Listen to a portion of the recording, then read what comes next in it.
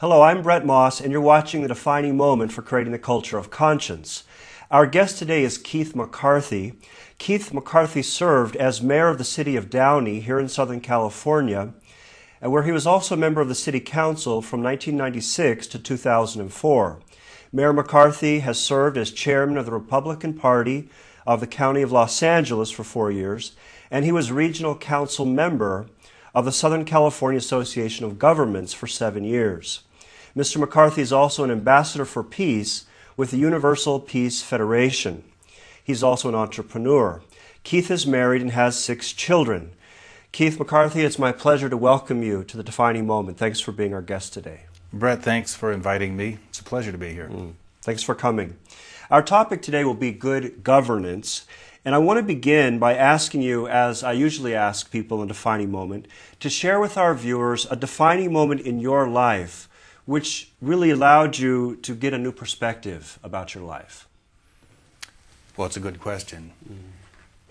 The defining moment or most memorable experience that jumps out at me was a trip I made overseas in 2003, December. You had mentioned Ambassadors for Peace. Yes. And it was with the program, it was actually a pilgrimage to the Middle East. For a week, I was able to visit Jerusalem, as well as Nazareth, Bethlehem, and go to the Gaza Strip. And the entire experience, this was with a group of elected officials as well as people of various faith backgrounds in an effort to bring together the Abrahamic religions. And it was just a powerful, compelling experience, spending time there, visiting the Olive Garden where Jesus prayed, going to the birthplace of Jesus. As you know, as a Christian, it just rang the bell in my heart. And spending time with people of different faith backgrounds, experiencing the Wailing Wall in Jerusalem, and then going to Gaza, the Palestinian territory, was just phenomenal. And to be able to see things from the point of view of the Palestinians, to engage and talk with the Palestinians. We actually held a conference on the issue of peace in the Middle East in a hotel in Gaza. This was December of 2003. And so generally when you think of Israel, you think of the Jewish faith. When you think of Palestine, you think of the Muslim faith. Right. Well, when we arrived in Gaza in the evening, the first place we visited was the Gaza Baptist Church. Wow. We were welcomed by 100 children singing Christmas songs to us. So that was quite an experience. And That was a kind of a surprise for you. it was a surprise, yes. And also in visiting Nazareth, in addition to visiting some of the Druze and some of the Jewish leaders, we also met a number of Christian leaders. Some of the mayors were Christian. Interesting. So coming back from that trip, from that experience, how has that influenced the way you think about the Middle East and, you know, the conflict that we see all the time on television? How has that influenced the way you think about the Middle East? Well, it's caused me to think about it much more. I didn't walk out of there with a solution, believe me. But I walked out of there with a much greater commitment to pursuing peace as an individual and working to bring people together toward the issue of peace. I don't think peace is a liberal or conservative issue. I think in our hearts we each want peace. And an understanding that it's not an easy answer. Particularly in the Middle East, this is a mix of geography, of history, of religion, of culture, of race. It's so many issues all coming together in one place. There are. Yeah. So there aren't any easy answers, and yet you feel there's hope. I feel there's hope, especially when I see the people of faith coming together. Governments can do so much. Individuals, and often what compels us really internally is our own faith, our belief in our fellow man, fellow woman, in our ideals, in seeing God as a parent. Interesting. You know, our topic today is good governance, and I wanted to share a quote that I found from John F. Kennedy. He said, "Mothers all want their sons to grow up to become president, but they don't want them to become politicians in the process." And I think that's kind of a telling quote, because I guess in many ways we don't think so highly of politicians, even though they're often the people that rise to kind of receive all of our trust in in deciding the destiny of our future in many cases. Tell us, how did you get involved in politics and public service, Keith? My poor mother, her son became a politician. I'm sorry. Well, John F. Kennedy also said, "Ask not what your country can do for you, but what you can do for your country." Yes. And that was a little bit more what compelled me to get involved. Growing up, I had no desire. I didn't run for student office. Really wasn't my character type. You weren't called in your early years to politics? Not at all. Uh-huh. I tended to dislike it and avoid it. And in fact, to some degree now, it's sometimes what I consider a necessary evil. Okay. What was probably the trigger for getting involved was in operating a business. I began to see how much government had an impact on my business, mostly negative. Okay. And I would get frustrated, and from that point I then got involved in the Chamber of Commerce so that the Chamber of Commerce could help educate me on how government and business interacted, and then I began to see how I could represent business in appealing to government to let them understand sometimes the burdens that they didn't understand they were placing on business. So that in a way was your entry then into public life, was through the working of the Chamber of Commerce. Yes. Okay, great. I'm interested to hear your perspective on what you understand the role of our elected officials to be in dealing with many of the social problems that we find in our communities and cities. I think that as citizens, we often feel that it's really up to the politicians or the elected officials to solve all the problems. But I somehow feel there's a little bit of mischief in that viewpoint. And I'd like to know, how do you see the role of elected officials in solving social problems? Social problems are an issue with each of us individually, within our families, within our community, and certainly within our governance.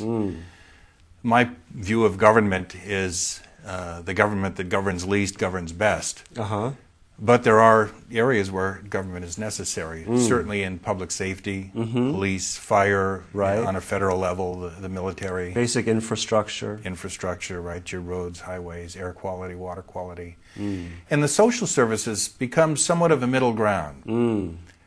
In many ways, I believe that social services are best addressed by local groups, by non-governmental agencies.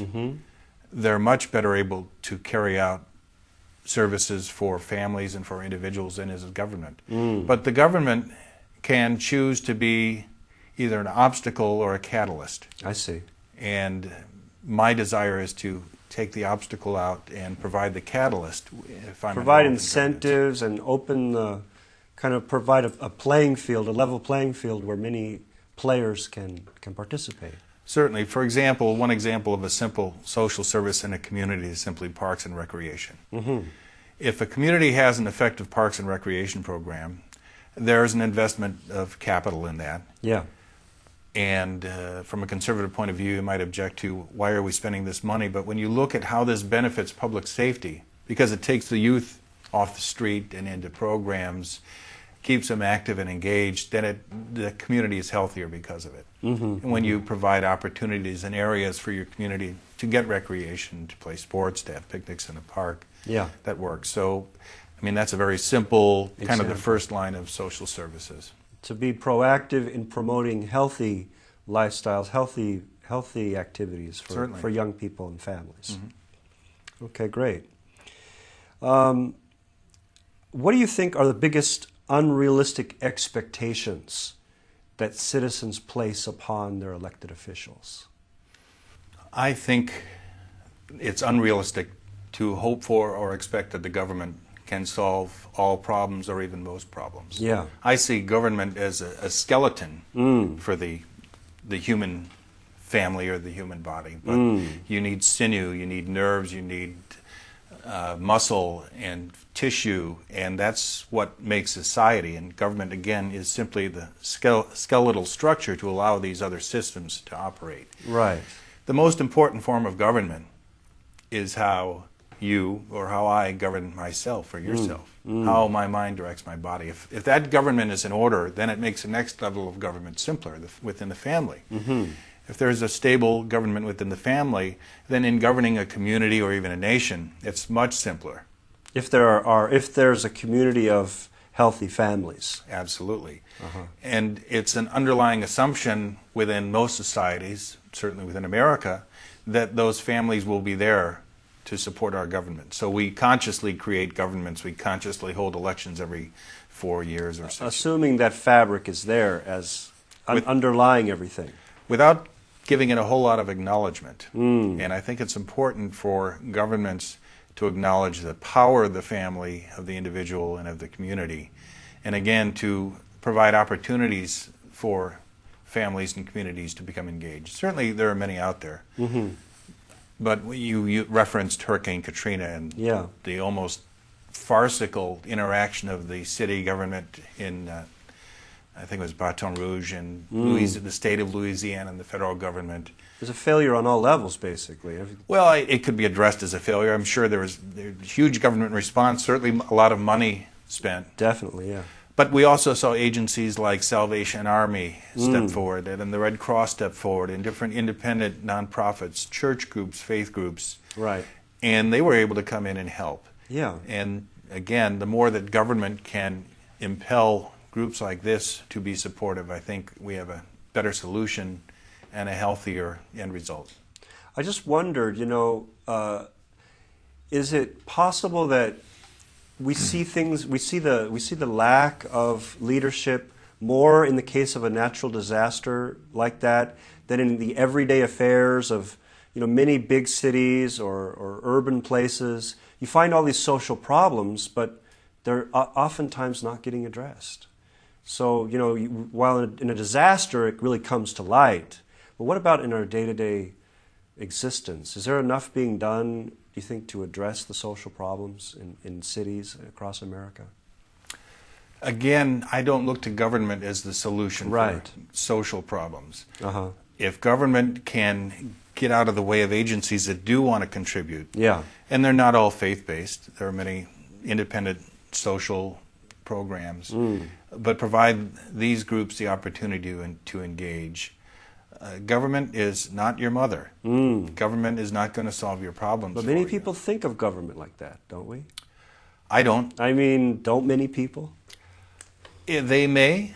I think it's a misperception. I think it's because people haven't looked deeply enough at what government's role is and what my role is and how those two interact. I think for you as an individual or me as an individual, we need to choose to get involved.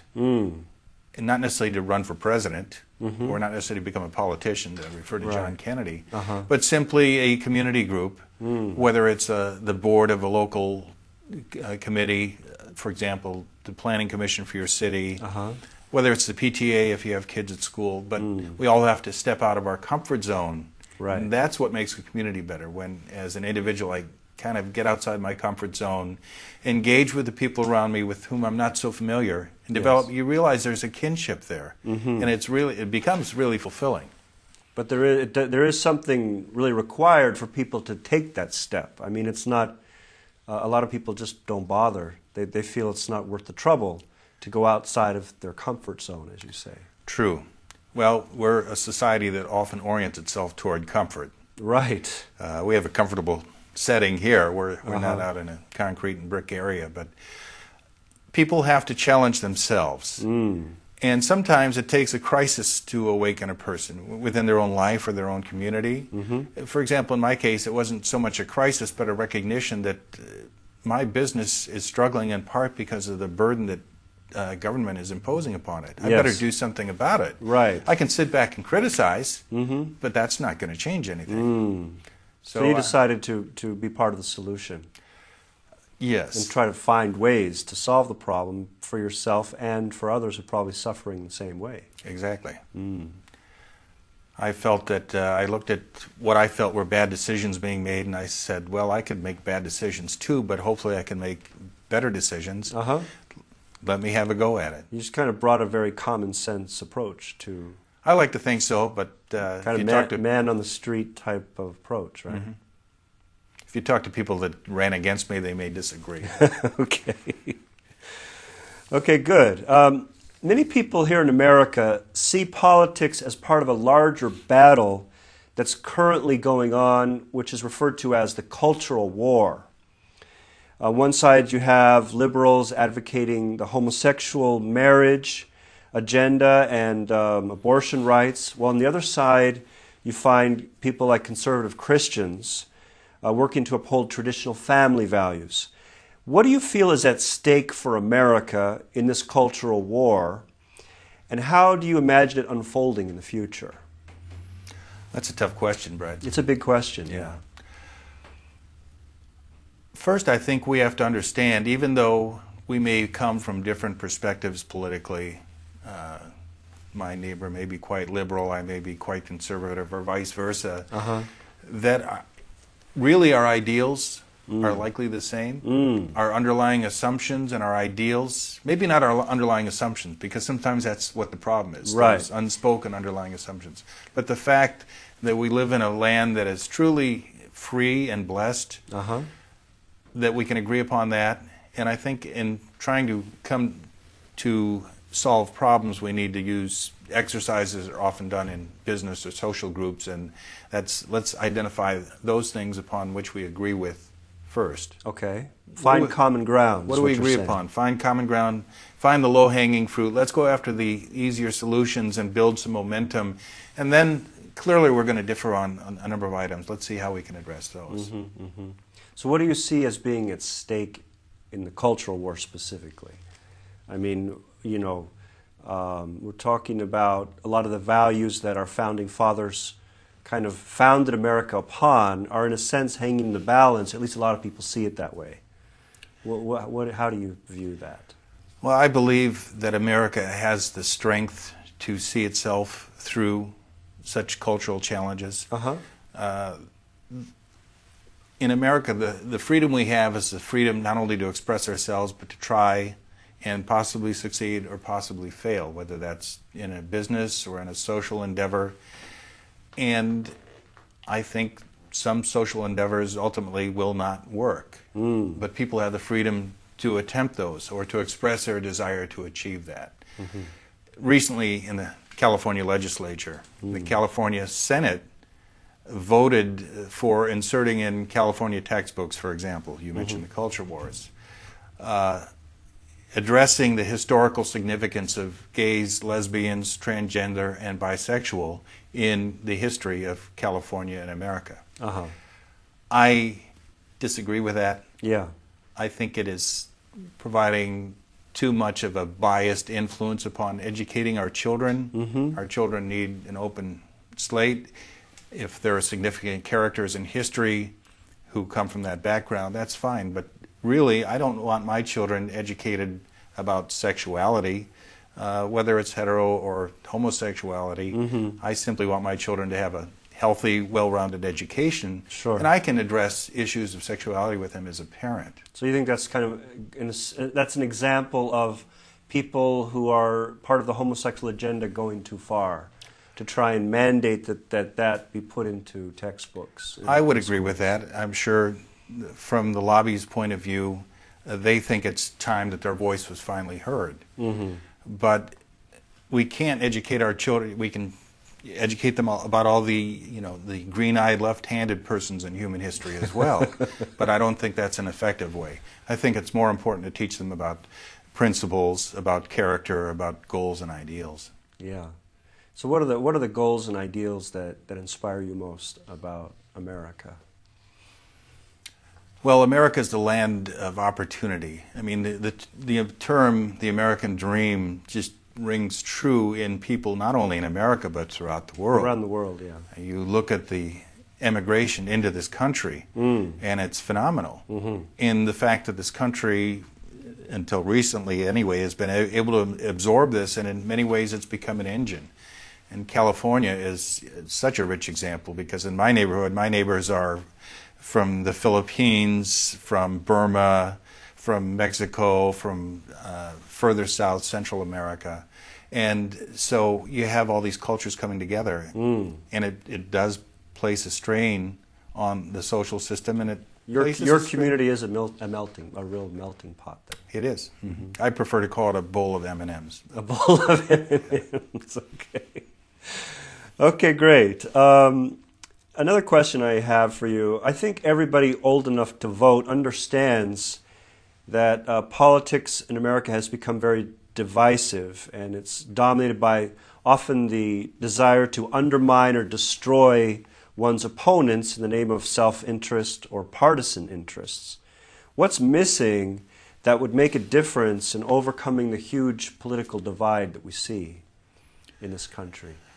I don't know, Bret, if I have a total answer for what's missing. I think in part, we addressed it a moment ago, identifying what we have in common is critical, because the fact is that the nature of most of the media that report on how government operates tends to pick out the colorful confrontations. The divisive issues are the ones that they focus on. Yes, because that's what that sells makes news, that's what sells newspapers and advertising. And I think we as consumers of the media need to be aware of that and look outside that and realize that there's still, in fact, a lot that's in norm or in common. But I also think that it's the nature of politics and certainly the two-party system where you get very competitive. And that won't go away. I want to ask you, Keith, if you could share some of the principles you've found or you've discovered about good governance.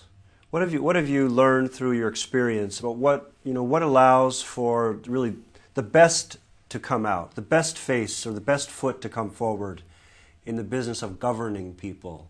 What principles have you learned? The principles I've learned, one is to listen, to look, to observe, to keep your mouth shut for a while, and take it in, rather than launching forward and saying, here, I have the answer. Let's go, I have the answer. So sometimes step back and be an observer and listen to others. I think that's critical. I think that there's not enough of that going on. On a local level, at the same time, I'm not saying, here, let's take a poll on this, let's see which way the wind's blowing. Right. But if you're an elected representative, you are representing a group of people, and you need to listen to those people. Now, obviously, if you're representing 500,000 people, you're not going to be able to have a conversation with each one, but you can listen to people's concerns. They choose you to represent them because they've hopefully trusted your character and your decision-making enough to represent their interests. Sometimes it may differ, but I think overall that if you can express yourself clearly as to why you arrived at this decision, why am I voting this way, you can establish a level of trust. You mentioned the term politicians earlier. There is a level of distrust. Often it's because of inconsistency or the fact that I think sometimes elected officials may not provide a clear, succinct explanation of why they arrived at a certain decision. So you need large ears to be able to listen. You need a small mouth to be able to speak simply, succinctly, and clearly. You need very thick skin, because no matter what you do, even if you are favored by 51% of the people, that means 49% of the people find you in disfavor, and they can be a loud voice as well.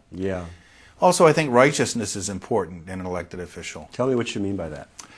What I mean by righteousness is a clear understanding of right and wrong, and a commitment to doing what's right.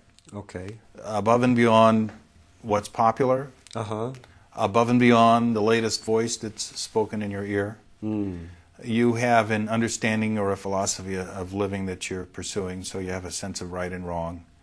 And you're committed to pursuing what's right, because even though, for example, on a city council, among the smallest of this deliberative body, 5 people, you're going to have 5 different opinions. And you want to be able to support that opinion. You want to be able to express yourself clearly.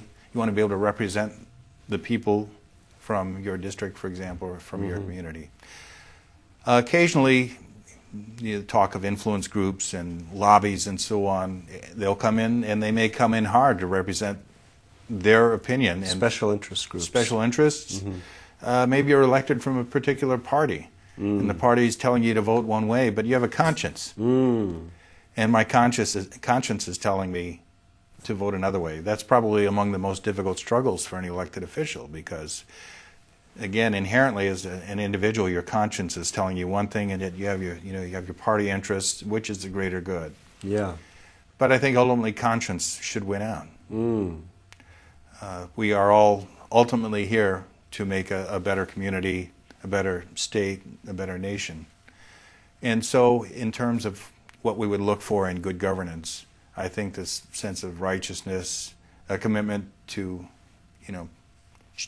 clearly identifying right and wrong, finding a way to verbalize that. Sometimes it's not so easy to verbalize, why I would vote this way. Politics can be very sophisticated, and you can attempt to reduce it to its simplest equation, but that is not always easy to do and not always clear.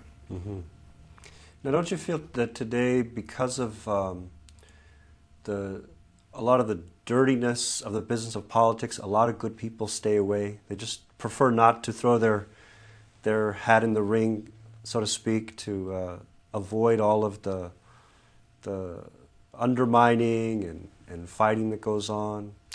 I think there's some truth in that, Bret. I think that's been the nature of politics since Og and Mog. It's not unique to the 21st century. It's not unique to America. It's not unique to... it's simply a part of the way humans interact. It's part of a democracy. Part of a democracy.